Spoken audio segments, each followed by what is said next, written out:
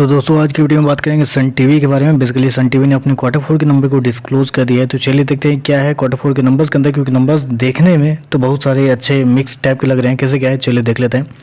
Data basically cross में दिया हुआ, मैं आपको पहले बता दूं इस क्वार्टर में कंपनी ने किसी प्रकार के डिविडेंड की अभी तक कुछ अनाउंसमेंट की नहीं है।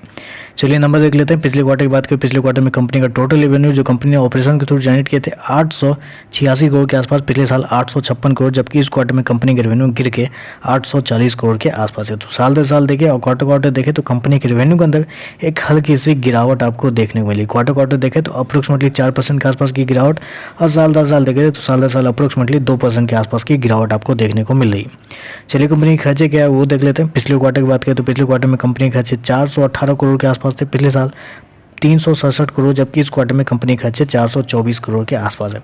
तो ये तो और दिक्कत वाली बात हो गई कि अगर आप रिवेन्यू कम कर रहे हैं क्वार्टर क्वार्टर साल दर साल दोनों, तो ये आपका हक बनता है कि आपका एक्सपेंस भी कम होना चाहिए। लेकिन यहाँ पे कंपनी का एक्सपेंस पिछले क्वार्टर आप पिछले साल से कई ज़्यादा देखने को मिल रहे हैं, जो कि क्लियरली यहाँ पे आपको इंडिकेट कर रहा है कि इस क्वार्टर में कंपनी का जो प्रॉफिट है वो गिर गया होगा। ऑब्वियस है कि कंपनी का प्रॉफिट गिरना भी चाहिए, और वही हुआ। कंपनी के प्रॉफिट की बात करें तो पिछले क्वार्टर में कंपनी का प्रॉफिट अप्रोक्सीमेटली 425 करोड़ था, पिछले साल 410 करोड़, अभी देखें तो गिर के 380 करोड़ के आसपास आ चुका है।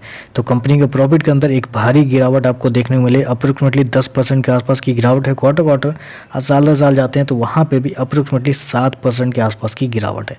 तो ये मेरे हिसाब से बहुत बड़ी गिरावट है, क्योंकि कंपनी अगर रेवेन्यू 3-4% गिरा के 10% अपना प्रॉफिट गिराती है तो वो तो किसी भी एंगल से किसी भी कंपनी के लिए एक अच्छा इंडिकेशन नहीं है।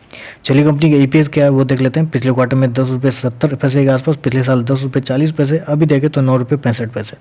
तो ओवरऑल देखें तो इस क्वार्टर के नंबर थोड़े से वीकर साइड पे जाते हुए देखने को मिला है, क्योंकि कंपनी का रेवेन्यू क्वार्टर क्वार्टर साल दर साल गिरा है, ऊपर से कंपनी का जो प्रॉफिट है वो भी साल दर साल और क्वार्टर क्वार्टर गिरता हुआ देखने को मिल रहा है। तो बस आज के लिए बस इतना ही। वीडियो पसंद आए तो लाइक कीजिएगा, साथ में साथ चैनल को सब्सक्राइब जरूर कीजिएगा। धन्यवाद।